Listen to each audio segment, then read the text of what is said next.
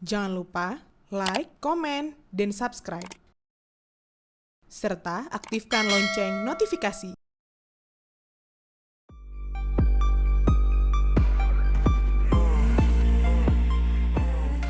Ibarat cerita bersambung, kisah tentang Mutiasari, seorang bidan di Puskesmas Pantai Bidari, hingga kini ternyata belum berakhir. Simak saja, mulai dari adanya hubungan dugaan istimewa dengan Bupati Aceh Timur, proses gugat cerai di Mahkamah Syariah setempat, hingga laporan KDRT yang diajukan Mutiasari terhadap mantan suaminya Muhammad Alan di Polres Aceh Timur. Itu sebab dari serangkaian kisah tadi, terdapat sejumlah pertanyaan yang hingga kini belum terjawab. Ambil contoh, laporan tersebut dibuat pada April 2026 untuk peristiwa yang disebut terjadi pada Agustus 2025 lalu. Tentu ini rentang waktu yang cukup panjang antara peristiwa dan pelaporan, sehingga menjadi salah satu aspek yang dapat menjadi perhatian penyidik dalam menguji konstruksi perkara. Pertanyaan berikutnya, ketika penyidik justru meminta dilakukan visum et repertum psikiatri terhadap Mutia di Rumah Sakit Jiwa Banda Aceh.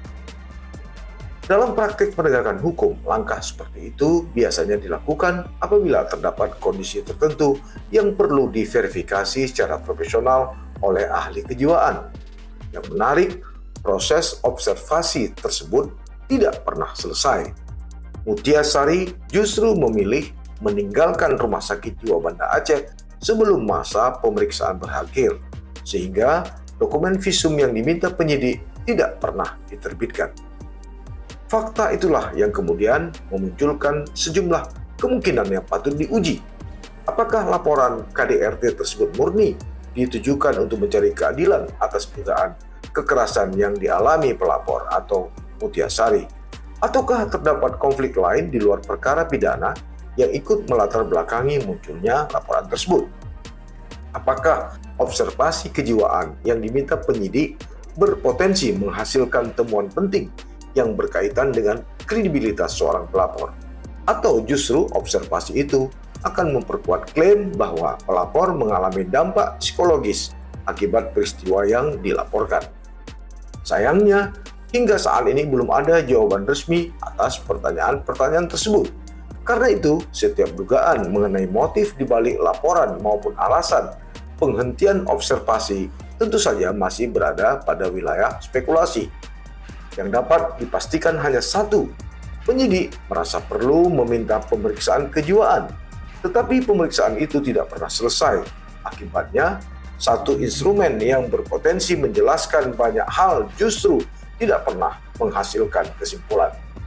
Di titik inilah misteri perkara tersebut bermula, bukan semata pada isi laporan KDRT yang diajukan Mutiasari terhadap Muhammad Alan, melainkan pada pertanyaan mengapa pemeriksaan yang dianggap penting oleh penyidik justru berhenti di tengah jalan. Sebab jika observasi berlangsung sampai akhir, tentu saja hasilnya berpotensi menjawab banyak perdebatan yang berkembang selama ini. Sebaliknya, ketika pemeriksaan dihentikan di tengah jalan, yang tersisa justru ruang kosong yang memancing tanda tanya baru. Dalam perkara yang sedang menjadi perhatian publik ini, ruang kosong itulah yang kini menjadi sumber misteri terbesar.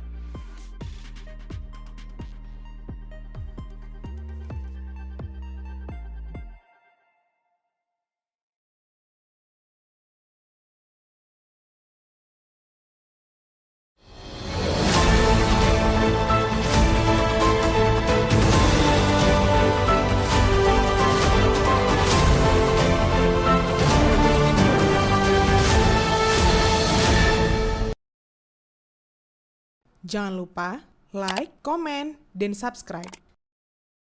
Serta aktifkan lonceng notifikasi.